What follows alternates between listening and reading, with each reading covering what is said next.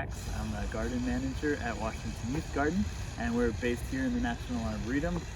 So this whole space is 446 acres dedicated to education, conservation, and research of plants. And it's in Northeast DC, so it's this huge space that's about almost 450 football field size of green space in DC. And the Washington Youth Garden has a 1 acre area within that space. And we're gonna introduce you to it a little bit right now for the virtual farm field trip. So I'm standing right now in our sensory garden. So these are things that, plants that are either have a nice texture, like this plant is really soft, or have a really nice smell, or an interesting taste. And we'll hopefully learn more about that later. So this is smelly mint, these are elderberries, and then this area here is where we do our vegetable production. So we're standing in front of our pea beds, and the peas are going to grab onto this twine that just got built today by farmers Xavier and Amelia. And we'll walk by some of our other vegetables. So things that we're planting right around this time are radishes, which are just about ready to come out of the ground actually. We have chard right here. Underneath this covering is collards and lettuce. And just today we put in our first squash plants. And now we're about to enter our Nature Explore classroom. So this is like a natural play area, and we'll just take a look at it real quick.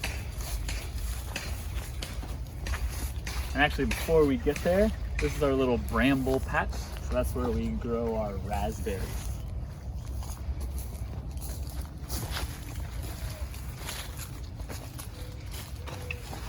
So here we are in the Nature Explorer classroom. If you take a look around, there's a place to just like dig and find some worms.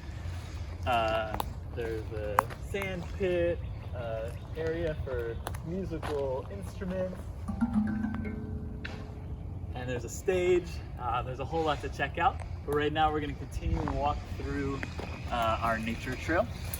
And we'll just do this part silently, see if we can hear some birds, just kind of see what else is going on in the woods.